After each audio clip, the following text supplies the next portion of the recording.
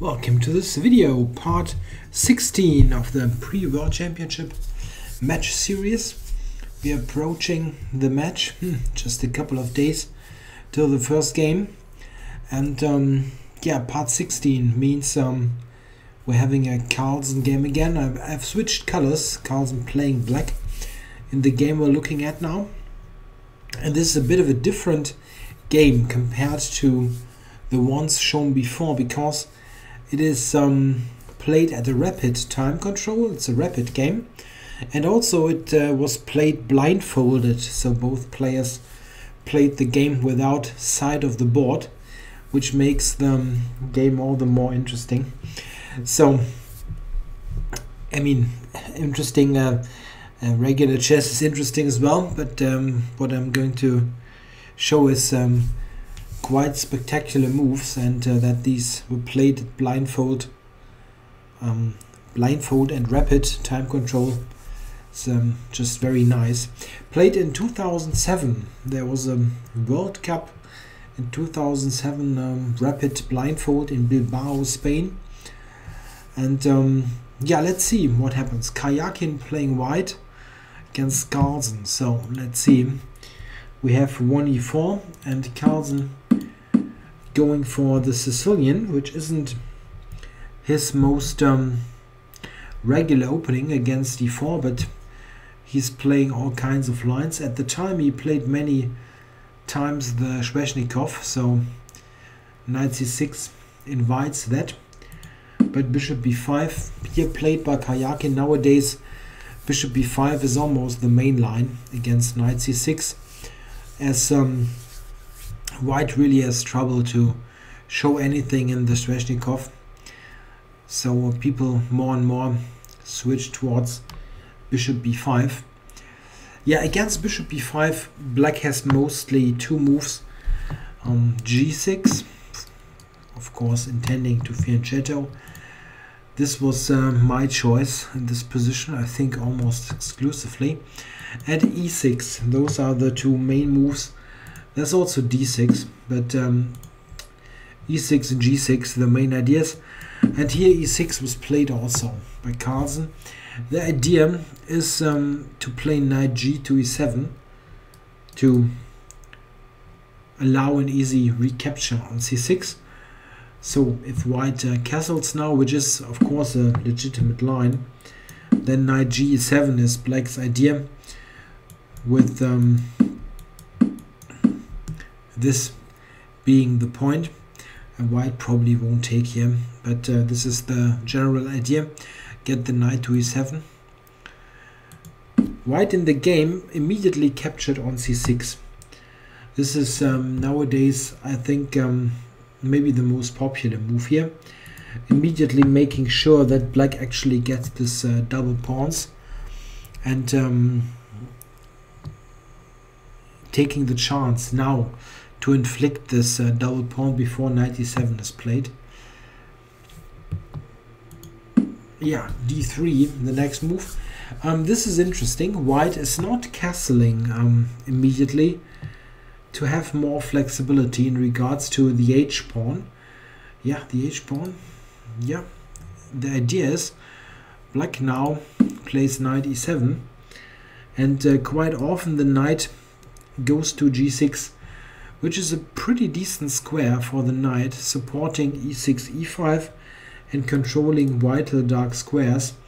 The knight on g6, however, is also subject to an attack by h4, h5, and this is why white has not castled yet. He wants to be flexible in regards to this move. Queen e2, the same policy, not castling yet. And Carlsen here plays queen c7. The main move here is in fact knight g6, which is usually answered by h4, intending a further advance. So black probably needs to play h5, and then after e5 we have a very interesting complex position with chances for both sides. White has a pretty decent score in this line, but it's still very complicated and yeah, some sort of uneven position where Both sides have the strength and the weaknesses. Carlsen plays queen c7, which is a bit of a decent waiting move. It doesn't want to put the knight there early and asks white, okay, what are you going to play now? If you castle, for instance, then this knight g6 gains in strength. So something like that certainly is better than in this version where h4 is possible. Here h4 doesn't really make any sense without the rook on h1. So castles is not really doing much. Karjakin plays a very aggressive move. He plays knight g5. Yes, I know, he moves the same piece twice. And one possible idea is this very crude attack with the queen, but also using the f-pawn. f4, possibly even f5 if white is castled. So an aggressive and also a good move. This is an interesting way to proceed very directly. Yeah, f4, as mentioned, is one idea. Carlsen plays e5 now, directly working against f4, but it cannot really be prevented. White plays f4 anyway. I was just thinking, what is black's reply to this move? You can just play f6. No trouble on f7. Yeah, f4 was played, and again, the most aggressive move. Yeah, black doesn't really have any choice. You need to grab this pawn. If you play yeah, a slow move, it's not even easy to find one, as white is really threatening to take on e5. Yeah, I really need to capture. There's not much else. Now castles, with the idea to play bishop f5, and black is pretty much wiped out directly. So knight g6, all forced. White plays queen h5. So black is under an early pressure. This is a very aggressive attacking duo, and it's not so clear how black should untangle here, especially if you consider the direct threats that are in the position. Let's, for example, consider bishop e7, trying to prepare castle at some point. This is answered by bishop f4, and this is one idea, of course, of queen h5, this pressure on f7. If black now take here, check, the simple capture would basically win the game. There's knight f7 and various problems. I mean, knight f7 can even be a direct mate, but after this, white has this additional idea, and where's this knight going to go? It's just a very strong attack that black will not be able to repel. So this is really a direct threat. Black needs to be aware of that and react accordingly. There are various interesting moves. For example, even queen e5, which looks insane at first, is a playable move. Not the move Carlsen played, but still something you could consider. Bishop takes, queen takes, and knight d2. And white has got various attacking ideas. However, this kind of, or this style of play, grabbing pawns, moving your queen multiple times, yeah, it's questionable. In general, it is quite questionable. But consider this is a blindfold rapid game, so you really should try to grab the initiative and get a position that you have some easy moves to play. You don't really want to give the opponent this big attack, so should look for alternative ways to play. Carlsen played a strong move. He played d6. This is covering this vital square sideways, and of course also initiates a forcing sequence now. White takes on f4. This was to be expected. He needs to get something on the f file. So this was clear.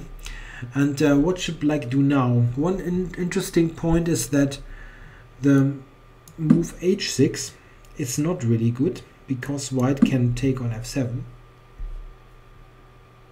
Yeah, this is very easy, winning the queen. And this is not that easy, but still a very good position for White. If you look at this, for example,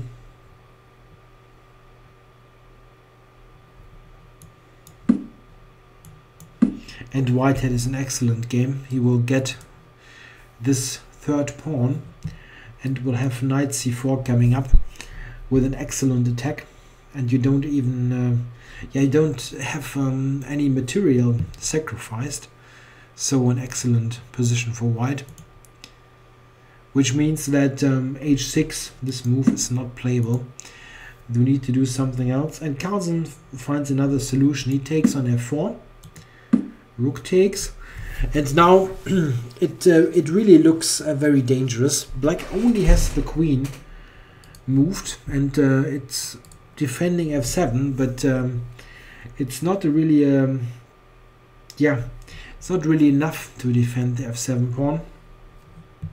So what should Black play? In fact, there's only one way to proceed now. Play g6, easy move, and queen back. Now there's maximum pressure on f7. So what should Black play now? And he's playing very strong sequence of moves now. Always remember, rapid blindfold. Yeah, the first move you're probably going to consider here is bishop h6. At least this is the move that I would probably consider first. It puts up this pin, and in general, how are you going to defend this anyway? You need to do some, or to find some purely tactical solution here. So it must be something like bishop h6. Okay, let's check. Oops, not that one. Bishop h6, rook takes, and queen a5. This is the line that can be examined. Now the knight here is hanging, and there's queen e1 as an additional threat. But the problem is that in this position, White can simply develop knight c3, bishop takes, and rook f1. And White is a piece down, but his position is so strong, it's an absolutely indefensible attack. For example, if Black plays bishop e6, there's e5 coming, and Black has no defense here. Let's say d5, for example. There's the very strong move rook f6, and White is in fact even winning. The problem is, yeah, no move here. If takes, queen takes, the rook is hanging. Black cannot castle, and this is also not helping. So you don't really have a move. This is of course an additional problem. So oops, this was too much.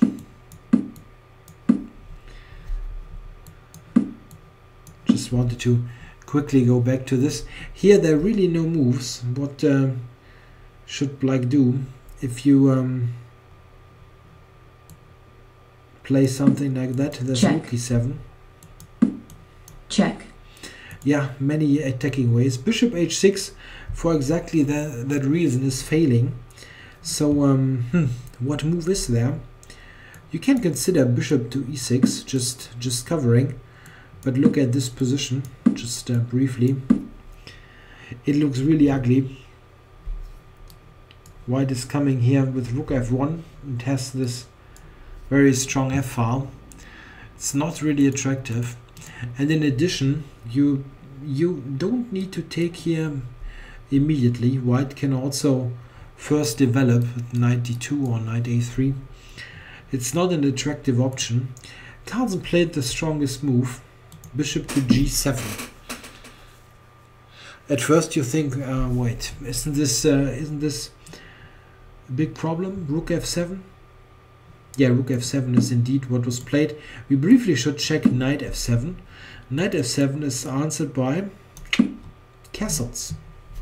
Simple and strong. Now this knight is hanging, and you don't really have a square to go to. You can go to g5, but simply this is going to win the rook. So rook f7, this is the way to go, and it looks terrible at first. The rook is just attacking two pieces. Yeah, in fact, Carlsen has a very nice resource. He plays first this check, king to h1. Yeah, white also could consider king to f1, but it's a very unnatural move to play. The answer is just like in the game, queen to d8. We can look at the game, and you can maybe keep king f1 in mind. King h1 is the tougher move. Yeah, as mentioned, queen d8 is the one that was played, and this is really, really difficult to calculate beforehand. Consider it's blindfold chess even. Yeah, those kind of backward moves that attack on g5, and white is really, I mean, he's attacking. Oops, this wasn't planned. He's attacking with queen, rook, and knight, and it looks like somehow there's just like one check and it's checkmate. Yeah, but there is no there is no little combination that delivers the mate. Something like Check. this. Yeah, this is nice. Mate. Checkmate. But of course the queen can take, and you just blunder the rook. You don't have any of those little deadly combinations that that net you the point here. Simply not there. But white has many possible options. One idea, for example, is to take on h7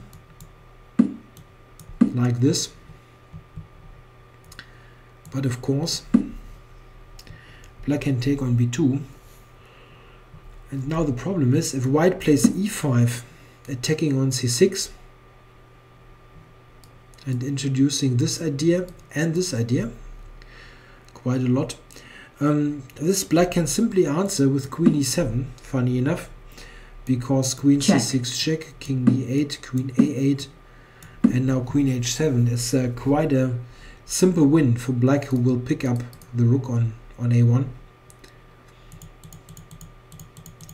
So taking on h7 is not really great. White can also try knight takes h7. One idea of the knight capture is that bishop takes b2 can be answered by the strong move knight c3. Looks a bit strange, but is in fact very strong. If the bishop would take on a1, there's rook Check. f8 coming. Check. Check. Check. And now this one. Check. Check. Check. Yeah, a very long sequence, but it's all forced, all checks, and black needs to give up the queen, which will probably win for white. Okay, black's got two bishops and the rook, but that's just too many pawns, plus this rather weakened king. Let's take this back. This is very long, this line, but still it's relevant. Let's check again. Knight h7 takes and knight c3. But okay, black does not need to take here. He can also consider to take on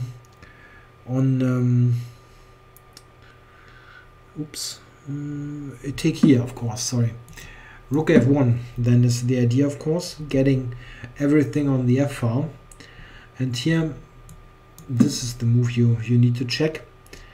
But it also does not really help. White can take here and take on g6. Check. And this attack will be decisive. So let's check again, knight h7. So is this the best move? Maybe it is, but black shouldn't take on b2. This is too risky. Black can take bishop f5, or can play bishop f5. And this is probably okay for him, as now the rook is attacked. It doesn't really have a good square. So rook takes f5 is the best answer. G takes, and after check. queen h5 check, king d7, queen f5, check. And king back. It probably should end in a draw. This is a perpetual check, and this is probably the logical outcome of the game. But this didn't happen. Karjakin played another move, not a bad move.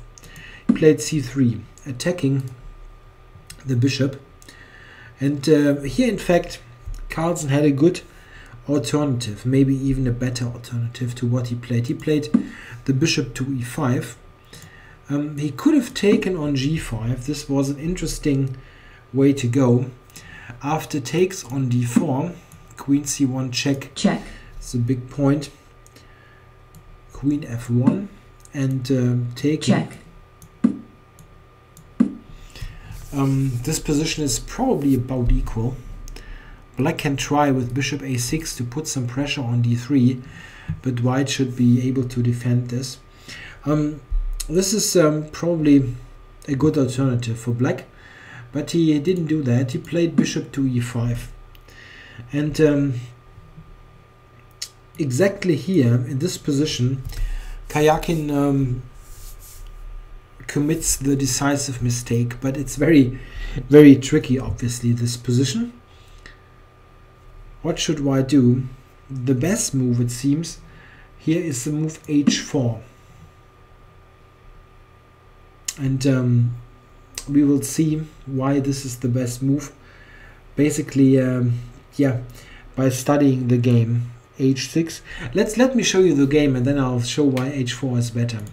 He played rook g7, which looks very strong at first, because queen f7 mate. Not bad at all. At first you think, oh wait, this is nonsense, I can just play rook f8. But rook f8 is met by a strong answer. Rook to g8. It's quite nice. Threatening mate. This one, and if black takes here, checkmate. Also mate. So this needs to be played, and here check, check,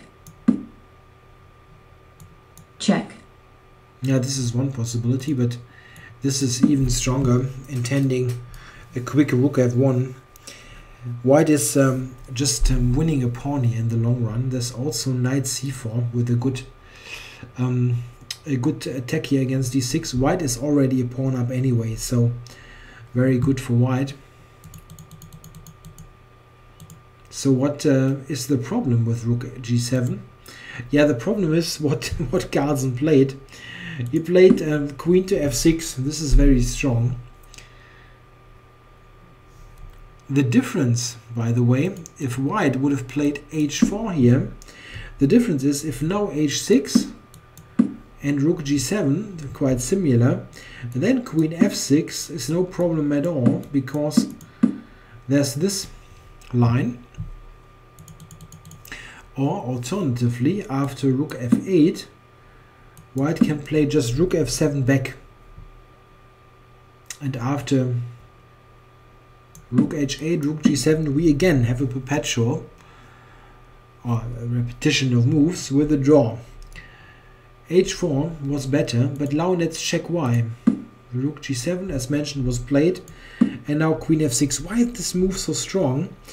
Yeah, the problem is, if you look at this, now the rook is threatened, and yeah, white can try to take h7, but after this, there's simply queen e7, and no way to keep this knight. It's just trapped. So rook takes h7 is not playable. So where should it go? Rook c7. Yeah, you can just take. Check. This is just one check, and no attack whatsoever. So what should white do? Yeah, the only move basically here is to exchange on f6. This is what he did. Bishop takes, and now the funny point that really needed to be calculated much earlier. Rook takes h7, and at first you think, wait, I probably have to take now, and after that it's not clear if black is going to capture this knight. It's almost trapped, but it's not so clear cut.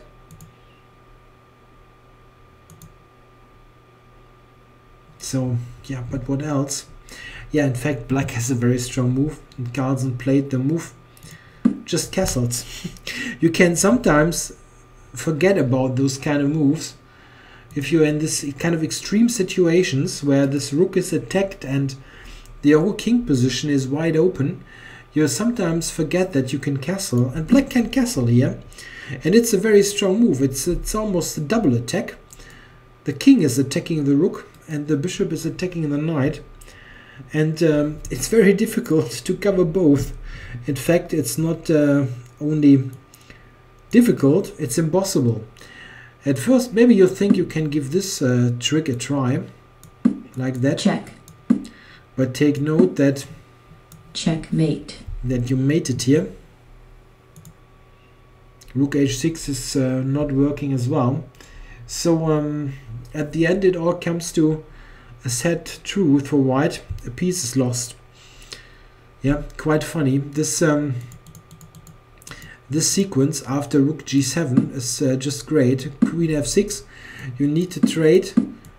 Takes and then castles is the winning move with a double attack. So castling with a double attack, you don't see that too often, and it's a blindfold game. They didn't see the board, so a great effort to enter this position with the rook on f7, which looks very threatening, and then find those defensive resources not only to not get mated or keep the position in balance, but to win a piece. Yeah, Karjakin continued the game simply because of time control and it being a blindfold game. He played knight a3, and of course just take the piece. Rook c7. And, okay, black has more than one good move. He played rook f7, getting to this sequence. And this is a strong move again. Black tries to get the bishop to e5 and covers this sensitive pawn. Knight c4 and bishop d7. This is not too difficult, but let's show it anyway because it's still instructive. Especially this double attack and the capture leads to a position where black has an excellent piece on e5, which is not not endangered by any pawn or any attack. It's just an eternal great bishop on e5, and black now easily can improve his piece position, his rooks especially, of course, to attack the weak white pawns. And quite quickly we see that it's very difficult for white to avoid an immediate loss, and in fact he only survived a couple of extra moves before he tried, but Carlsen just grabs this pawn and centralizes the bishop. And now the second rank is decisive. Rook a2 takes, and rook f2. Yeah, and of course white cannot take because of check. Yeah, okay, this is more precise. Checkmate. Immediate mate. Cannot take, and this of course threatens rook h2 mate. So there check. Just a couple of revenge checks, and now Karjakin resigned in view of the coming mate, which cannot really be prevented. So keep in mind, a rapid blindfold game, and I really liked the cool defense here to allow white to take on f7 and then calculate precisely that this check and queen d8, despite looking really strange because it's sort of a developing the queen back to the a to its initial square, to see that this is in fact okay for black is really great, considering that it was played without side of the board. White could have gotten an equal or unclear position out of this, but he didn't manage, and played this mistaken move. But it's very easy to overlook this this type of move, short castles, which is really the star move of the game. Also, take note that there's this mating idea of f1. This is really an additional problem. Alright, I hope you liked this game. It's a bit of a different game from the classical time control games, but I thought it was very interesting defensive effort that very nicely showed the resources you sometimes have, like short castles here that you can easily overlook. Alright, thanks for watching. I'll be back tomorrow with part 17.